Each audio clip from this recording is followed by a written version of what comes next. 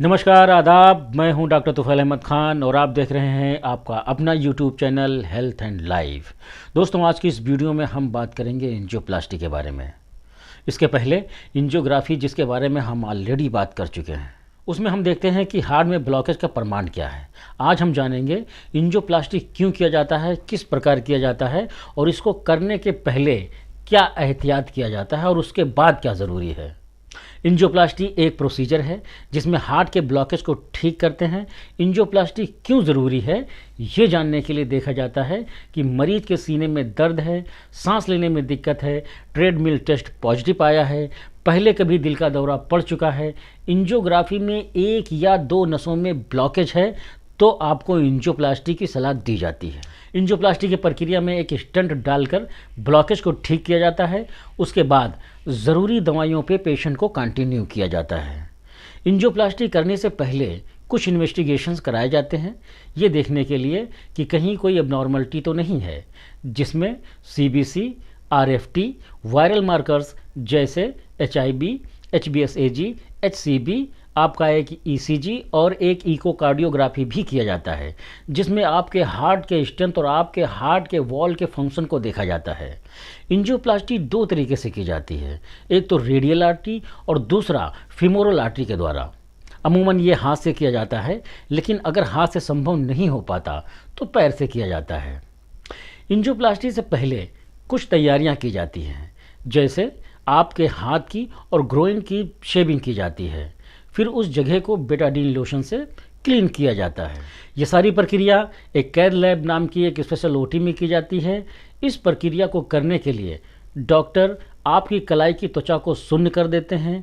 आपकी कलाई की त्वचा से एक सुई को रेडियल आर्टरी में दाखिल किया जाएगा।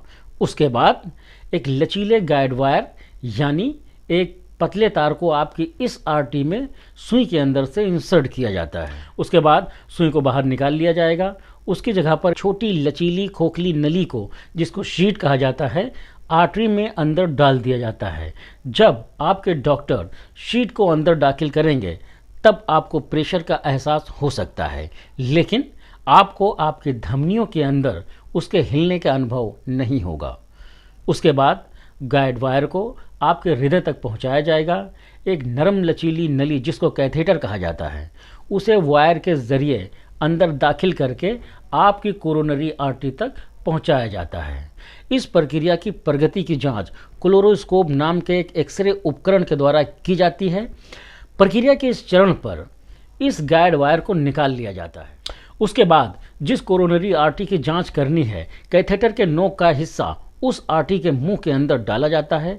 एक विशेष प्रकार की डाई, जिसको कॉन्ट्रास्ट डाई कहा जाता है, धमनी के अंदर डाला जाता है। इस डाई के कारण धमनी में मौजूद हर ब्लॉकेज को अच्छी तरीके से देखा जाता है। अगर आर्टरी में कोई इम्पोर्टेंट ब्लॉकेज दिखाई देता है तो आपके डॉक्टर्स आर्टरी के अंदर गाइड वायर डालेंगे। कैथेटर के अगले हिस्से पर लगे बैलून को वायर के जरिए आगे ले जाकर ब्लॉकेज तक पहुंचाएंगे। जब इस गुब्बारे को फुलाया जाता है तब उसके साथ धमनी भी चौड़ी हो जाएगी, और जब यह प्रक्रिया हो रही होगी तब आपको छाती के एक हिस्से में थोड़ी सी बेचैनी हो सकती है। उसके बाद आपके डॉक्टर गुब्बारे में से हवा को निकालकर उसे संकुचित करेंगे। एक वायर से बनी जाली वाली नली, जिसे स्टेंट कहा जाता है, आम भाषा में उसे छल्ला भी कहते हैं, उसे धमनी में ब्लॉकेज की जगह पर रख दिया जाता है। यह स्टेंट धमनी को चौड़ा और खुला रखने में मदद करता है। आपके डॉक्टर आपके ब्लॉकेज के एतबार से उचित साइज के स्टेंट का इस्तेमाल करते हैं, जिसे दबाव के साथ गुब्बारे पर लगाया गया होगा। स्टेंट को उसी गाइड वायर के ऊपर से पारित करके धमनी में लाया जाएगा। जब गुब्बारे को फुलाया जाएगा तब यह स्टेंट खुलकर फैल जाएगा और उस जगह में बैठ जाएगा। गुब्बारे वाले कैथेटर को बाहर निकाल लिया जाएगा।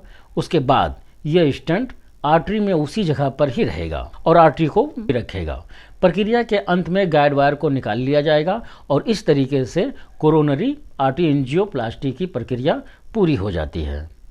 तो दोस्तों, आपको ये वीडियो कैसी लगी, ये जानकारी कैसे लगी, कमेंट सेक्शन में ज़रूर बताएं। अगर ये वीडियो आपके लिए बेनिफिशियल है तो अपने दोस्तों में शेयर करें। अब मैं आपसे विदा लेता हूँ इस वादे के साथ, फिर मिलूँगा एक नए वीडियो में एक नए टॉपिक के साथ। तब तक अपना ख्याल रखिए, हंसते रहिए, मुस्कुराते रहिए। खुदा हाफिज़।